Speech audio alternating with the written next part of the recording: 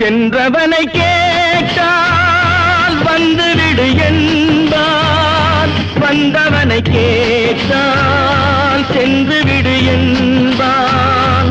சென்றவனை கேட்டால் வந்துவிடு என்பான், வந்தவனை கேட்டால் சென்றுவிடு என்பான், சென்றுவிடு என்பான்.